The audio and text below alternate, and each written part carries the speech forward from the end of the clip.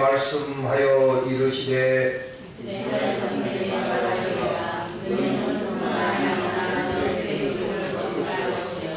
스스로 죽은 것의 기름이나 짐승에게 찢긴 것의 기름은 다른 데는 쓰려니와 결단코 먹지는 말지니라. 사람이 여호와께 자세로 드리는 제물이 기름을 먹으면 부끄러운 자는 자기 성중에서 없어지리라. 너희가 사는 모든 곳에서 새나 짐승의 피나 무슨 피든지 먹지 말라. 무슨 피든지 먹는 사람이 있으면 그 사람은 다 자기 성중에서 없어지리라. 여호와께서 모세에게 말씀하여 이르시되 이스라엘 자손에게 말하여라. 화목제물을 여호와께 드리려는 자는 그 화목제물 중에서 그의 이름을 여호와께 하도록 여호와의 화제물은 그 사람이 자기 손으로 가져올지니 곧 그 제물의 기름과 가슴을 가져올 것이요 제사장은 그 가슴을 여호와 앞에 흔들어 요제를 삼고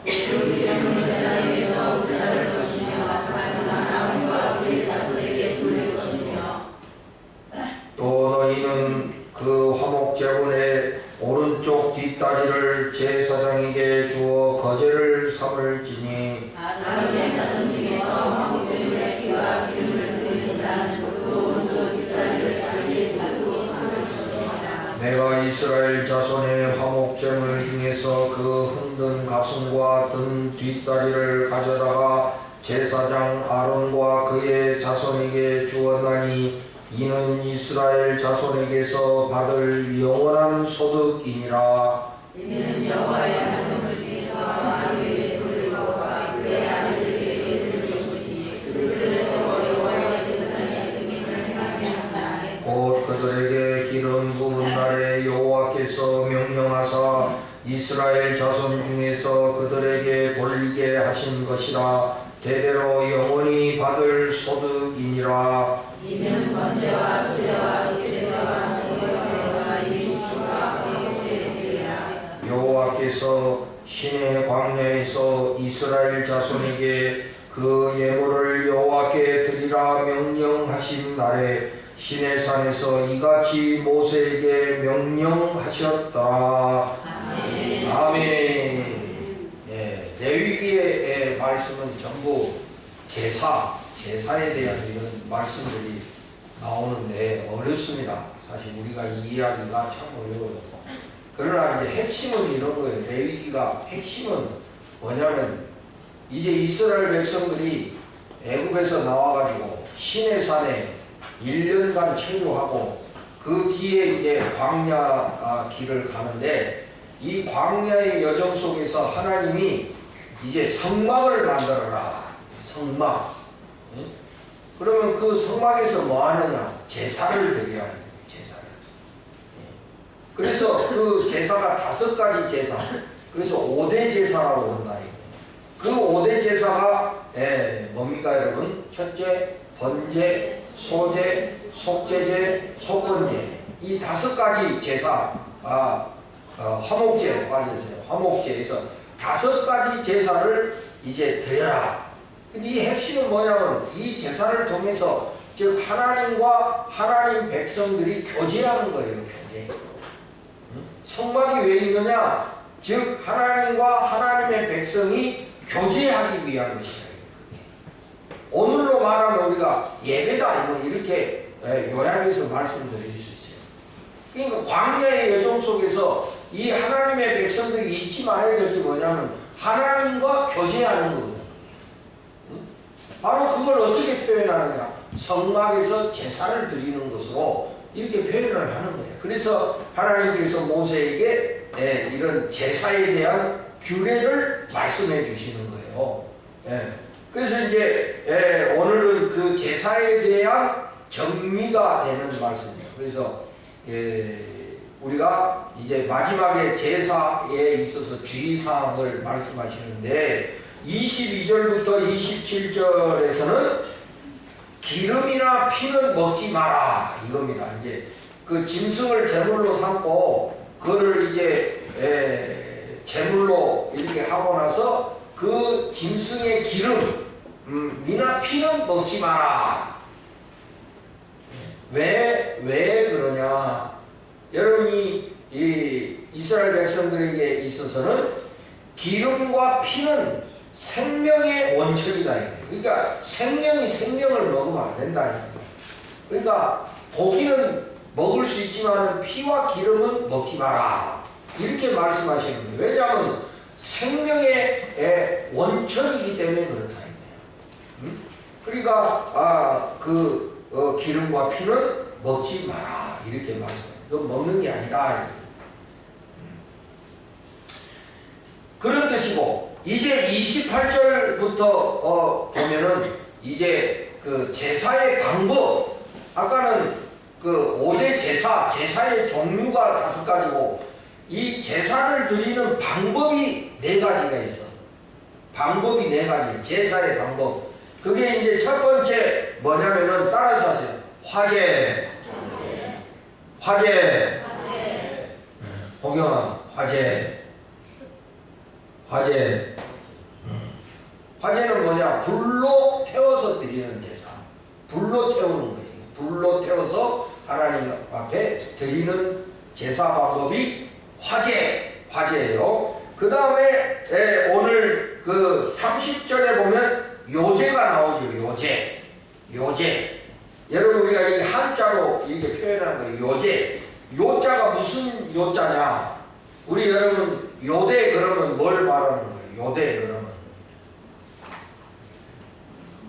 몰라? 나도 몰라. 요제는 뭐냐면은 여러분 이거는 흔드는 거야. 이거 흔들어. 아래 위로 이렇게 흔드는 제사다. 특별히 짐승의 가슴 부위, 뭐 다이어트 하는 사람 닭가슴살 사용하잖아. 이게 짐승의 가슴 부위를 앞뒤로 흔드는 거야. 흔들어서 하나님 앞에 흔들어 드리는 제사 방법. 이게 뭐라고? 요제. 흔드는 게 요제야. 응? 흔들어요. 응? 한 번씩 이게 헌금 봉투도 한 번씩 이렇게 흔드는 것이 요제다. 요제. 알겠죠? 네. 흔들어서 드리는 제사 방법이 요제다. 그런데 그 짐승의 가슴 부위를 요제로 드리는데 그 부위는 제사장과 그 자손의 몫이라 그랬어요. 그 부분을 하나님 앞에 이렇게 흔들어 요제를 하고 그것은 제사장과 그의 자손들에게 줬어. 그러면 그 제사장과 그 자손들이 그것을 이제 차지한다. 여러분 원래 그래서 이 제사장은 세상 직업이 없어요. 응? 그러니까 제사장들은 세상에 돈벌이가 없다 이거예요. 그래서 그 재물 중에 일부를 가지도록 이렇게 하나님이 하십니다. 그래서 뭐 오늘날에는 뭐 목사가 제사장이 아니기 때문에 뭐 제사장으로 이렇게 말할 수는 없지만은 그래도 이제 목사가 이제 세상에 직업이 없잖아요. 그러나 여러분 목사도 사람이기 때문에 살아가야 되잖아요. 어떻게 살아가냐? 성도들이 드린 헌금의 일부를 이제 생활하도록 이렇게 한다. 목사는 그래서 성도들의 헌금을 통해서 살아가야 돼. 만약에 그게 안 되면 어떻게 하겠어? 네? 세상으로 나갈 수밖에 없는 거야. 세상으로. 옛날에도 이 레위 지파들은 그렇게 살으라 했는데 이 백성들이 열심히 제물을 안 드리고 헌금을 안 드리니까 레위 사람들이 농사지로 나가는 거야. 농사지로 막 자꾸 세상으로 나가는 거야. 그러니까 어떻게 돼? 네? 제사가 사라지고 예배가 사라지는 거예요. 오늘도 마찬가지예요. 성도들이 목회자의 삶을 책임져야 된다. 아멘. 성도들이 목회자의 생활을 책임져야 돼. 만약에 목회자의 생활을 책임 못 지다. 그러면 이제 목회자들이 세상에 나가는데 세상에 가서 돈벌이 했는데 벌써 그러면 예배가 무너지기 시작하고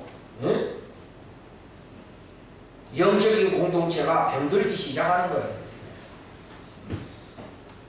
그래서 이제 그런 의미가 있다 하는 것이지.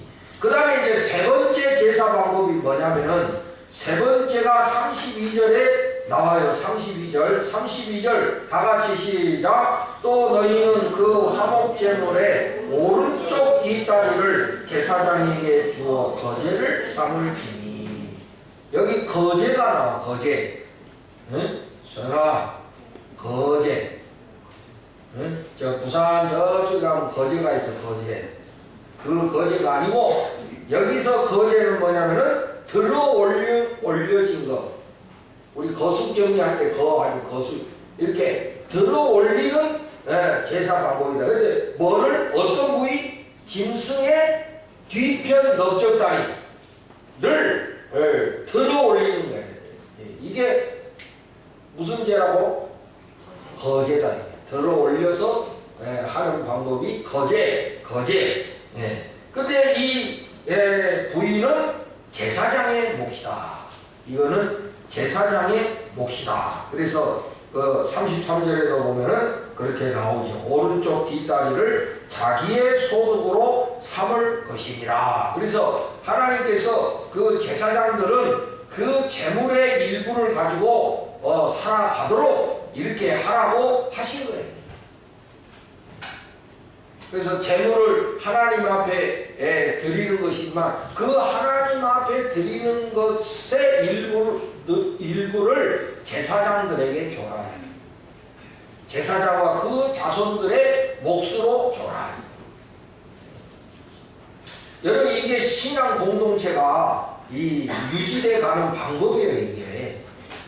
이게 하나님의 방법이다. 이게. 요새 이제 그 목사의 이중직 뭐 이런 그 주제들이 많이 논의가 되고 있습니다. 왜냐하면 교회들이 큰 교회나 그렇지, 대부분 우리 한국교회 작은 교회니까 목회자들의 생활비가 문제다. 성도들이 다 책임을 못 져주니까, 응? 네. 그래서 어떤 사람들은 목사도 이중 직업을 가져야 된다.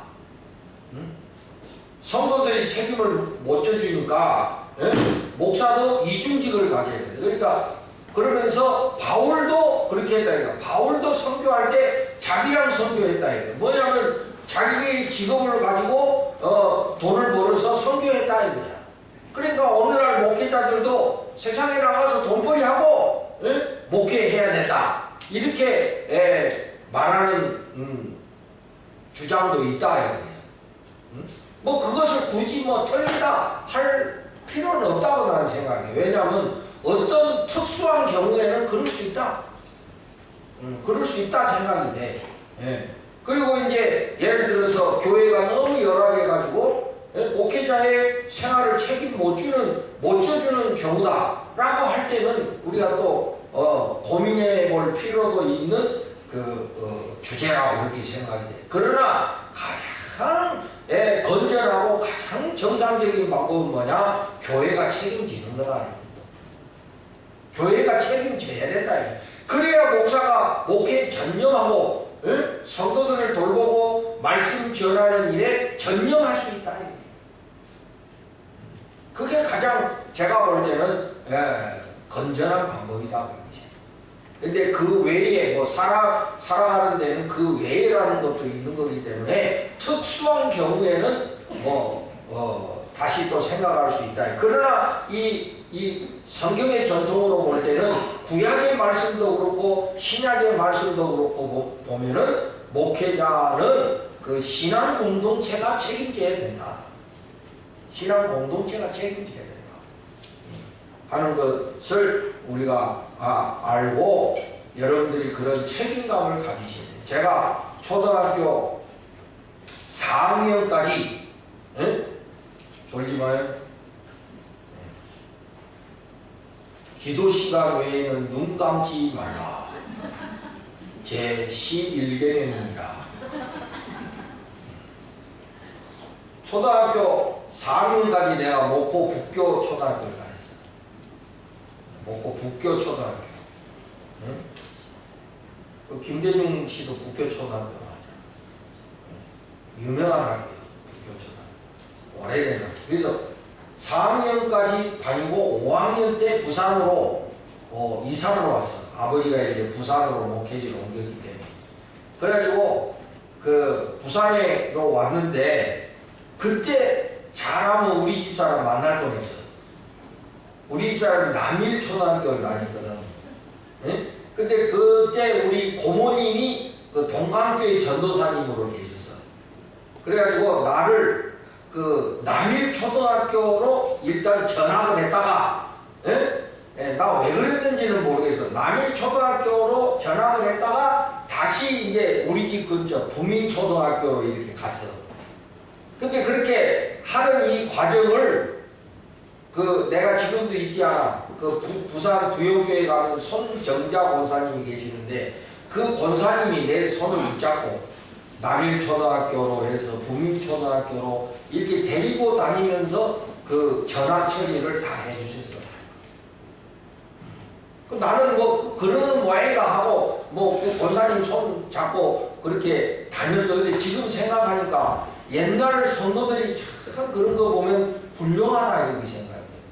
왜냐하면 목회자의 가정에 책임의식이 있었다 이 말이지. 그러니까 목사님 아들이지만은 그래도 우리 교회 일이다 생각하고 그 권사님이 나를 붙잡고 다니면서 그 전학 처리를 다 해주셨다. 지금 생각하니까 그래서 그랬구나 하는 생각.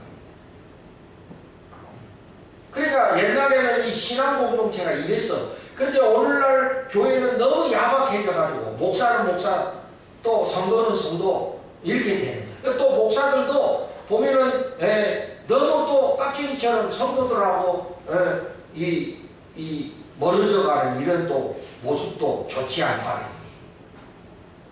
좀 서로 간에 이렇게 정말 이렇게 영적인 공동체로서의 그런 책임감이 필요하다 이렇게 생각해요. 그러니까 여러분도요, 여기 우리 젊은이들도 있지만 나도 이제 앞으로 15년도 안 남아서 목회사에 벌써 그렇게 됐어요. 귀한 3, 40대 다 지나가고 이제 나도 이제 그렇게 돼. 그러면 나도 언제라도 교회 떠나면 여러분 다른 목회자를 여러분들이 모셔야 되는데 책임감을 가져야 됩니다. 여러분들이 지금은 목사님이 교육하셨으니까 그래서 별로 여러분들이 피부로 그거를 뭐 느끼는 분도 있겠지만 내가 볼 때는 늘 목사님 모든 것이 목사님부터 시작된 거니까 별로 거기에 대한 책임의식이 그렇게 강하지 않다라는 건 사실이야. 내가 볼 때 그러려니 당연한 것으로 이렇게 생각하는 경우들이 많이 있는 것 같아요. 안 그래요? 근데 여러분 이제 다른 목회자가 올 때는 그렇게 하면 안 된다. 어떤 목회자가 오더라도 우리 교회가 책임진다. 이런 마음으로 목회자를 섬겨야 된다. 그래야 여러분 목회자가 그 공동체를 사랑하고 그 공동체를 위해서 최선을 다하는 거다.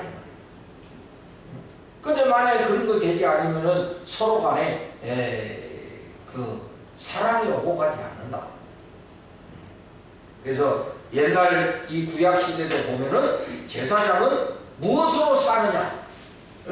바로 그 재물 중에 일부로 살아가게 하신 하나님의 뜻이 뭘까? 그것은 바로 공동체의 유지, 특별히 그 공동체에서 가장 핵심인 예배가 무너지지 않게 하기 위함이다. 제사장들은 가장 중요한 것이 예배 사역이 가장 중요한 건데 이 하나님의 백성들에게 있어서 예배가 무너지면 끝이다 이거예요. 말씀이 없고 예배가 없다 그러면 그 공동체는 무너지는 거다. 그러기 위해서는 제사장이 중요하다 이 말이죠.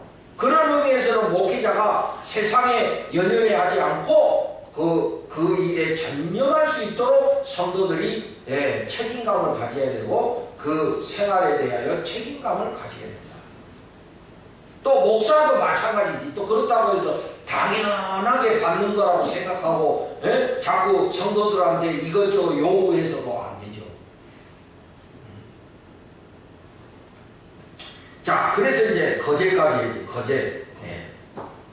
그 다음에 이제 네 번째는 오늘 본문에는 안 나왔지만은 네 번째 제사 방법이 뭐냐면은 전제. 다 같이 전제. 상준아, 전제. 전제는 뭐냐? 우리가 보면은 그 바울 선생님의 말씀에 보면은 뭐 전제를 부어 뭐 이런 말이 나와. 이거는 뭐냐면은 부어서 드리는 제사. 부어서 드리는 제사야. 그러니까 주로 포도주를 붓는다든지 기름을 붓는다. 이건 기름을 부어 드리는 제사. 포도주를 부어 드리는 제사. 그게 전제야, 전제. 그러니까 이제 우리가 딱 정리를 해봅시다. 자, 레위기에 5대 제사가 나온다고 그래요. 5대 제사. 그 5대 제사가 뭐냐? 첫째, 번제, 소제, 화목제, 속제제, 속건제. 속건제가 뭐예요? 이 부지중에 지은 죄라든지 남한테 폐 끼친 경우에 이것도 용서받아야 된다는 속건제. 그리고 이게 5가지 제사의 종류고, 그리고 제사 방법이 4가지가 있어. 제사 방법의 4가지. 첫째 뭐예요? 화제. 불로 태워서 드리는 제사. 화제. 두 번째는 요제. 요제는 뭡니까? 흔들어 드리는 제사. 흔들어. 그 다음에 세 번째 거제. 거제는 뭐예요? 들어 올려 드리는 제사. 네 번째 전제. 부어서 드리는 제사. 포도주나 기름을 부어서 드리는 제사. 자, 여러분 성서 종합고사 보면 틀리지 않겠죠? 이스라엘의 5대 제사를 쓰시오. 그러면 번제, 소제, 화목제, 속제제, 속건제 딱 치면 만점이야. 구약의 제사 방법의 4가지를 쓰시오. 그러면 화제, 요제, 거제, 전제. 내가 있으면 야, 이 어느 교회 성도냐. 저 사랑의 교회 성도들한테 가서 물어봐. 제사 방법 4가지를 말하시오. 그러면 대답 못하는 사람이 천지 빽깔일 거예요. 여러분, 뭐 그러면 그게 우리한테 뭐 중요하냐? 중요하지. 성경 말씀에 중요하지 않는 게 어디 있어요? 그런데 그러면 이 5대 제사 4가지 제사 방법, 이 모든 것을 이제 우리가 정리를 해본다면은 이게 하나님께 드린다는 거지. 하나님 앞에 드림. 어떤 교회는 더 드림 교회도 있대. 더 드린다는 거요. 영어로 더 드림이라는 거요. 이상하게 저가지고 헷갈리게. 더 드리면 뭐야? 더 드린다는 거요? 뭐 아니면 영어로 더 드림이라는 거야? 응? 그냥 교회로도 요새 하도 이상한 것들이 많아가지고. 하여튼 여러분, 우리가 드린다. 드림. 제사의 가장 핵심은 뭐냐? 드린다. 하나님 앞에 드린다는 거지. 하나님 앞에 드린다. 응? 그 드린다는 건 뭐야? 헌신. 나의 것을 드린다. 여기에 뭐 제사 종류나 제사 방법이나 여기에 가장 핵심은 뭐냐? 하나님 앞에 드린다 이거예요. 응? 드리는 것이다. 헌신이다. 그러니까 오늘 첫째로 우리가 하나님 앞에 예배 드릴 때 헌신이 있어야 돼. 헌신. 내 자신을 드리는 그런 헌신이 예배에 들어가야 된다. 여러분, 예배를 위해서 헌신합니까? 예배를 위해서 헌신하냐? 내가 할 말이 참 많지만은 내가 이것도 말하면 또 목사님이 또 누구를 겨냥해서 또 뭐라 하신다 이렇게 할까봐 또 내가 또 성도들의 마음이 다칠까봐 내가 그러나 해야 되겠어. 좀 예배를 정성을 다해서 헌신하여 예배를 드리시기를 바래요. 우리 교회 보면 너무 예배에 성의 없는 사람들이 있어. 내가 비주얼 다 내가 늘어놓지는 않겠지만 본인들이 한번 반성해봐. 얼마나 내가 지금 예배를 위해서 헌신을 다 하고 있는가. 응? 예배를 위해서 내가 지금 헌신을 하고 있는가 한번 스스로 질문해보라 이거예요.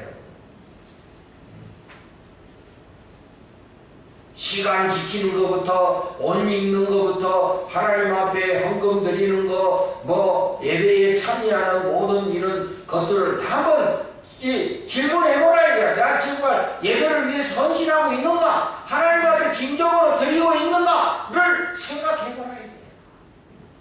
예배에 드림이 빠지면 뭐 그게 예배냐 이거야. 그냥 형식적으로 예배 보러 다니는 거지. 예배가 쇼입니까? 하나님 앞에 드리는 행위지. 예배라는 것이 드린다는 거면 헌신이래. 헌신. 응? 그런 헌신이 있어야 돼요. 그래서 주일은 주님이 부활하신 날이라고 그랬잖아요. 그럼 여러분들이 주일을 준비해야 돼. 토요일부터. 그러니까 토요일은 절대로 늦게 자면 안 된다 이거야.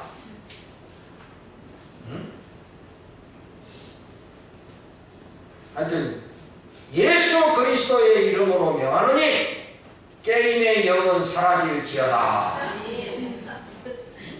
12시 넘게까지 게임하고 막 애니팡 무슨 팡 해가면서 그냥 막 게임하고 늦게 자고 뭐 게임을 안 하면 뭐 말씀 묵상하나? 말씀 묵상에 뭐 해야 하는데? 좀 주의를 미리 준비하고 그런 마음을 가져야지. 그냥 형식적으로 건성으로 그냥 그런 식으로 하나님께 예배 드리면은 안 된다 이 말이에요. 헌신이 있어야 돼. 정말 내 것을 드리는, 내 것을 깨트려 드리는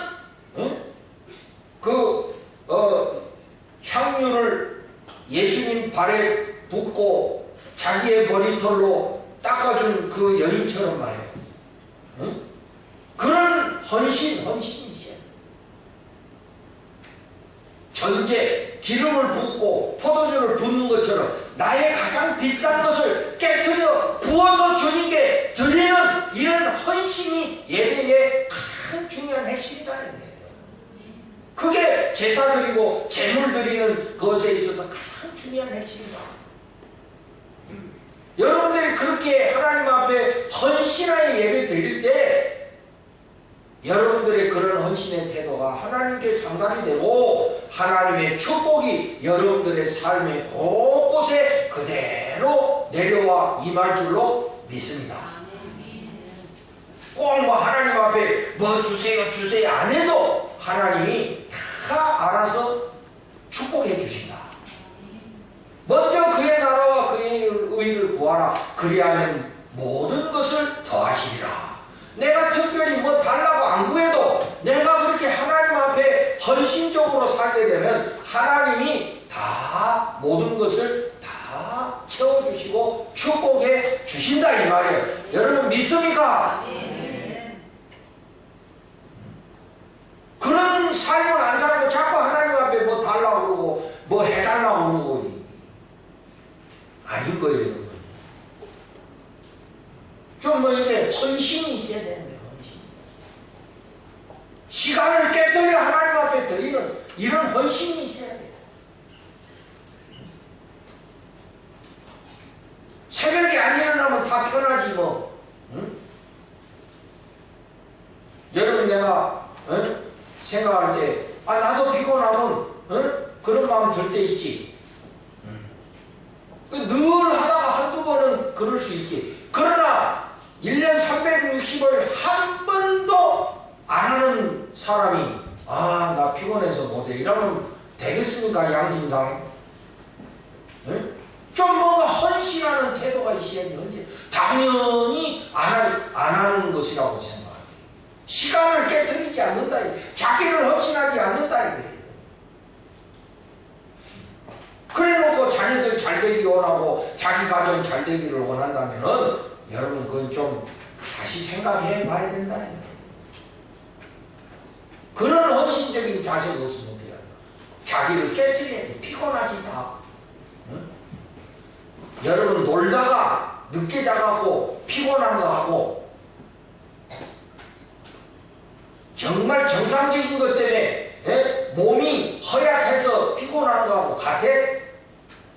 자기 놀 거 다 놀고 할 거 다 해가지고 피곤해가지고 못 일어나는 거 그거는 하나님 앞에 게으름의 죄 아닙니까?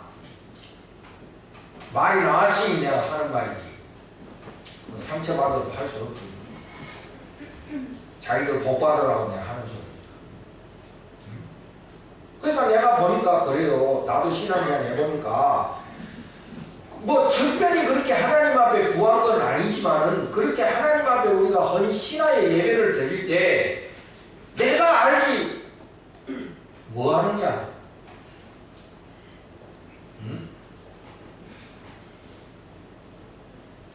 내가 알지 못하는 부분에서 하나님이 다 책임져 주시더라 이 사람. 여러분 정말 믿으시기 바래요. 자녀 문제도 하나님이 알아서 책임져. 내가 여러분 나는 팔불출이 아니라 나는 우리 가족 이야기 여러분한테 잘 안 해요. 내가 언제 뭐 우리 애들 이야기합니까? 뭐 내가 뭐 우리 집사람에 대해서 이야기해. 우리 가족 내가 기껏 해봐야 우리 아버지 이야기나 좀 하지. 내가 뭐 우리 집안 이야기 나는 말 안 하는데. 그러나 내가 여기서 이제 20 몇 년 살면서 하나님이 부족하게 하지 아니하시고 다 필로 채워주시고 하나님이 다 인도해 주셨음을 나는 하나님께 무한 감사합니다. 믿습니다. 그렇게 내가 하나님 앞에 그렇게 드리는 헌신의 자세로 살 때 내가 알지 못하는 부분까지 하나님이 채워주시고 인도해 주시는 것을 저는 확실히 믿습니다. 좀 여러분 우리가 이 하나님 앞에 드리는 헌신이 있어야 돼. 헌신. 물질을 깨뜨리고 시간을 깨뜨리고 자기 몸을 깨뜨려 하나님 앞에 드리는 헌신. 이것이 예배의 가장 핵심적인 가치다. 그렇게 사세요. 그러면 하나님이 여러분의 삶을 반드시 책임져 주십니다. 자녀들 문제 하나님이 책임져 주십니다. 내가 뭐 해외 유학하나 안 해도 하나님이 축복해서 필요하면 해외도 보내주시고 응? 뭐 그렇게 안 달라가지고 하나님 앞에 들들들들 안 해도 하나님이 필요하시면 다 해주신다 이거예요. 하나님이 뭐 뭘 우리한테 못 해주시냐. 아들까지 주신 분이 그 이상을 안 주시겠냐 이거예요. 좀 하나님 앞에 헌신적으로 사시라. 특히 예배에 있어서 헌신적인 자세를 가지라. 헌성으로 형식적으로 해라. 그 다음에 두 번째는 다 같이 따라서 합시다. 참여. 참여가 중요해. 예배에 있어서는 참여해야 돼. 응? 무엇에 참여하느냐? 하나님의 기쁨에 참여해야 됩니다. 하나님의 기쁨에 참여해야 돼. 네? 그래서 그 재물의 일부분을 제사장과 제사장의 자손들에게 주고 또 어떤 경우에는 백성들이 함께 나누어 먹고 이게 뭐예요? 하나님의 기쁨에 참여하는 거예요. 참여. 예배의 중요한 두 번째 요소는 참여하는 거예요. 참여. 그러니까 목사님이 이렇게 말씀 전하는 때 눈을 땡그랗게 뜨고 귀를 기울이고 듣는 것도 참여잖아. 근데 목사님이 이렇게 앞에서 막 열심히 설교하는데 눈 감고 이거는 은혜 받는 자세가 아니야.